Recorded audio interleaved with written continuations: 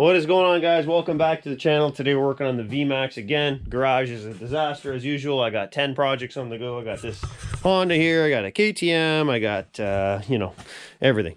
But if you haven't seen the other videos, check them out. I'll link them at the end. But we've been doing a bunch of stuff on this VMAX. In this video, I want to get the crankcases split, put new crank seals in it. I like to get the bottom end back in the sled, but we'll see how far we get for this video. I'm still waiting on parts. Haven't found a cylinder yet. Kind of found one, but not sure yet. But anyways, I pulled the flywheel off already, and I'm now splitting the gear case. You have to actually pull this gear case off. There's a bearing inside. You have to pull it off the bearing. So I'm in the middle of doing that.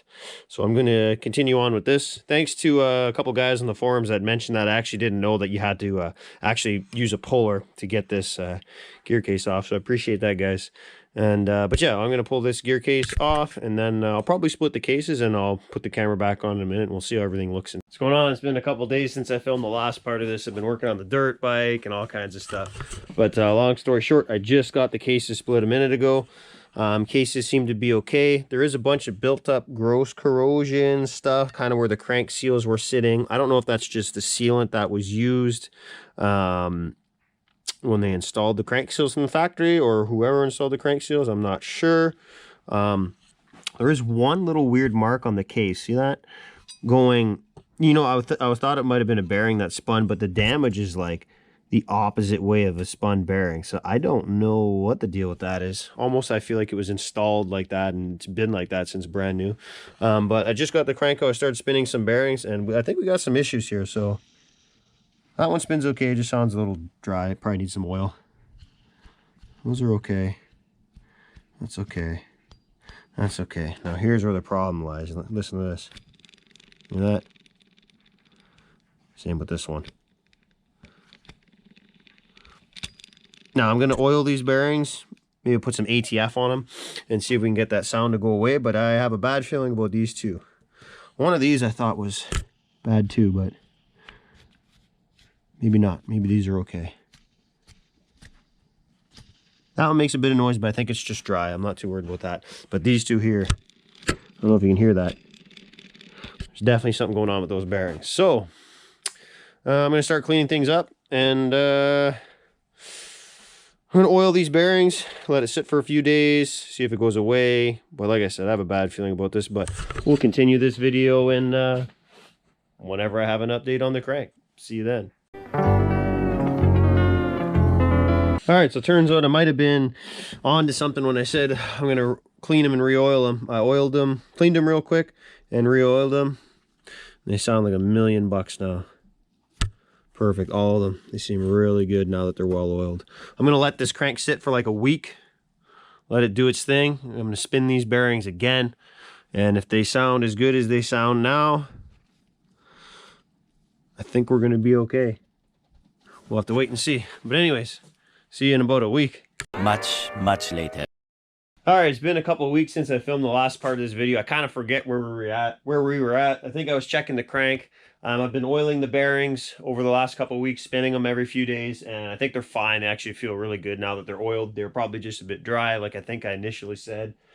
So we're going to drop it back in the case. I got new crank seals here, so these are going to have to go on it. I'm going to coat these. There's a little lip that sits in the case on either seal. I'm going to coat it with some Moto Seal, the same stuff I'm going to seal the case halves with. I probably won't record it because I like to do it kind of quick. You only have like 20 or so minutes, I believe, till that stuff dries. So I'm going to get the crank seals on, a little bit of sealant on that lip. I'm going to drop the crank in this case half. If you look, there's all these little locating pins. You have to spin the bearings. Each bearing has a little hole in it. You have to spin it till they drop into place. I'm going to seal this half of the case, put it on, and then I have all my numbered bolts here. So I'll put those in a sequence and torque them down. So yeah, give me a few minutes here and I'll do that. Like I said, normally I would record it, but you're kind of in a time crunch when you're waiting for the sealant to do it before it dries anyways. So I'll do that and we'll be back in a second. Okay, bottom end's all back together. Everything went good. Torque to spec, 19.5 foot-pounds for all those bolts. I started at a half torque. It doesn't say to do it, but I torqued everything to 9 foot-pounds, and then went to 19.5 like the spec stated, so that's all good to go. New crank seals. So now I got to put this oil pump gear on. It's actually it has to be heated, very hot, and it's actually just supposed to drop on, and it meets up with if you look on the crank, there's a slight taper on it. The gear also has a matching taper. So what we're going to do is the cranking case has been sitting in my garage overnight. It's very cold. It was -20 last night, so that'll try and help us a little bit when we heat this. Should drop on a little easier. So I'm going to heat this thing red hot, or as hot as I can get it. I don't actually have oxyacetylene torches, I just got propane torches, so I'm going to slam 2 torches on this thing, get it as hot as I can, and hopefully this will just drop on the crankshaft all the way down. I'm going to hit this with a bit of Scotch-Brite pad first, just really lightly to clean up any burrs or anything there might be, and that'll help us get this on easier. I guess what I could do too is get a piece of pipe or something that'll fit on the gear. Worst case, if it doesn't go all the way on, I could tap it on. But anyways, let's get this gear heated, and wish me luck, and we'll get this thing back on the crank. And then after that, the gear case has to go back on. This one might be a bit of a fight because that bearing, same thing, kind of has to press onto the crank, so we're going to see how that goes. But in the meantime, let's get this gear heated and drop this thing back on the crank. Alright guys, that's going to be it for this video. If you've seen the last video, which was the quick update, all the footage you just saw was the stuff I was talking about that I lost. So this might be a bit confusing, but this was all the stuff I couldn't find. Found all the clips except for a couple. I had more of putting that gear on. That I think was the last clip in this video.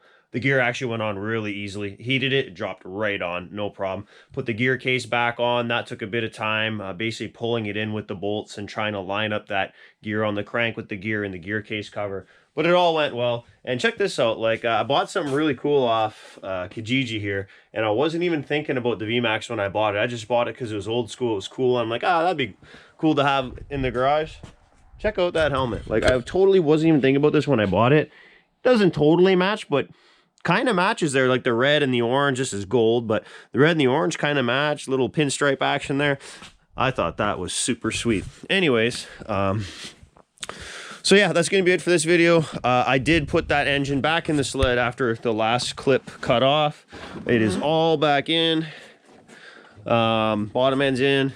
I did all the fuel lines last year, those are new, but I replaced the oil lines as well. I put a new oil filter, cleaned the belly pan up super nice, so it's looking real nice under the hood here. Cleaned up the cases really good as well. So yeah, next video will be whenever I find a cylinder. I need 1 cylinder and a couple pistons. I was going to re-ring the stock Yamaha piston because I was originally supposed to buy a used cylinder that came with the Yamaha piston, so I was going to re-ring the stock pistons, but now that I think about it, I think I'm just going to get aftermarket SPX or SPI. I've used them in the past, haven't liked them, I haven't had luck with them, but everyone else seems to have good luck with SPX or SPI pistons, so maybe I'll try them again. Let me know what you guys think. If you used them and they had you had good luck with it, let me know. Seems like everyone else did but me, so but what do I have luck with at all with this stuff? I have no luck with any of this, so it doesn't matter. It's probably not SPI's fault. But yeah, so that's it for this video, guys. Stay tuned.